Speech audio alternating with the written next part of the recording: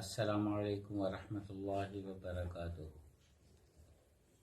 الحمد للہ رب العالمین۔ تمام اصحاب اس وقت پریشانی کے حالت میں ہیں کہ فلسطین میں کیا ہو رہا ہے کیا نہیں ہو رہا، اور جو خبریں آ رہی ہیں وہ بھی یا تو مبہم ہیں یا ملاوٹ شدہ ہیں، ایگزیجریٹڈ ہیں، یا اس کو کم کیا ہوا ہے ان کی اصل حقیقت سے۔ تو ہم اس کو ذرا سمجھنے کی آج کوشش کریں گے کہ اس میں سے اصلی حقائق نکل کر آئیں۔ دنیا میں جب بھی جنگیں کبھی ہوتی ہیں تو اس میں سب سے خفیہ چیز اس کا وار پلان ہوتا ہے، دونوں طرف کی فوجوں کا۔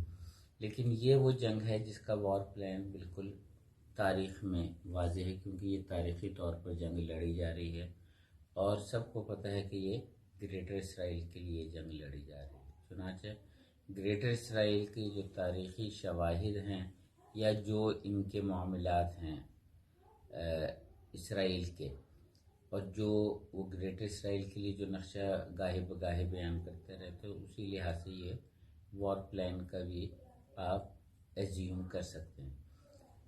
اب رہی بات یہ کہ غزہ میں جس طرح انہوں نے قتل عام کیا، تو اس میں انہوں نے اصل میں یہ خود جال بچھایا تھا، اور ان کو خود اب یہ ایسا محسوس ہوتا ہے کہ آئرن ڈوم میں اس جگہ کی سروس کرنے کے بہانے یا کسی بھی بہانے انہوں نے خود وہ لوپ ہول چھوڑا تاکہ یہ وہاں سے میزائل داغیں، اور وہاں کچھ بھی نقصان ان کا بھی تک کچھ بھی نہیں ہوا، کوئی خراش نہیں آئی کسی عمارت کو یا کسی چیز کو جو ویلیوبل ایویڈنس ہو۔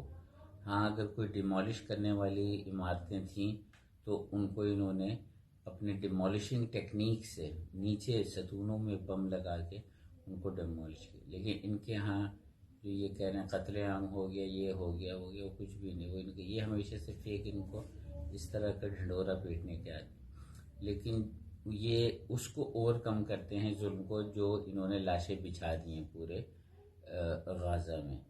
اور اسی طرح کوئی عمارت ایسی نہیں ہے غزہ میں کہ جو محفوظ رہی ہو ان کے شر سے۔ اور بچوں کو جس طرح انہوں نے بروٹل انداز سے قتل عام کیا ہے اور کہا ہے کہ یہ اب مطلب واضح ان کے وزیر دفاع نے کہا ہے کہ یہ لوگ انسان ہی نہیں۔ اب یہ وہ سوچ ہے جس کے تحت انہوں نے آسٹریلیا کے جو رہائشی لوگ تھے جن کو انہوں نے صفحہ ہستی سے مٹایا، ان کو ایب اوریجنل کہا تھا۔ یہ وہی فلسفی ہے کہ لوگ ان ہیومن فلسفی ان کی کہ دوسرے ان ہیومن ہی نہیں ہے، ہیومن بینگ ہی نہیں ہے، اور یہ صرف ہیومن بینگ ہے۔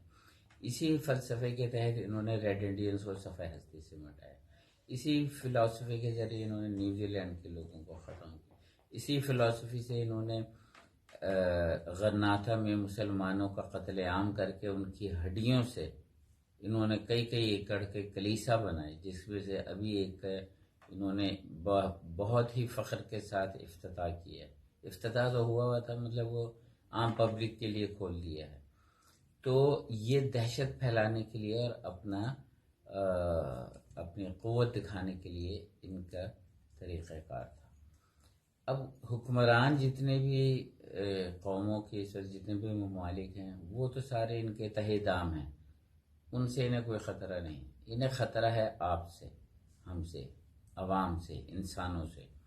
اس کی وجہ یہ ہے کہ ہم لوگ ہی ان کی اکانومی کے اینڈ یوزر ہیں، فائنل کنزیومر ہیں۔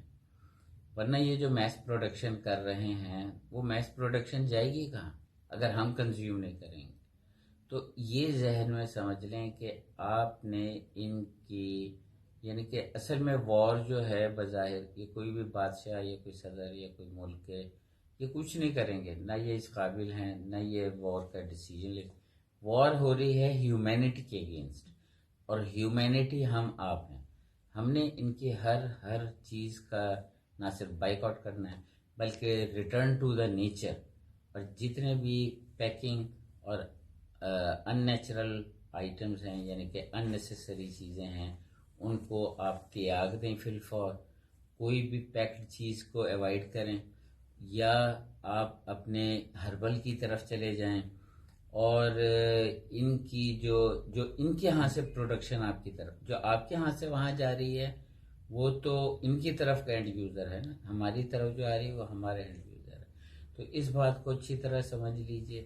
انشاءاللہ اگلی ویڈیو میں ہم جو یہ ریمرز اڑا رہے ہیں کہ نیچے گیس نکل آئی ہے یا کیا, اس کے اوپر تفصیل سے بات کریں گے.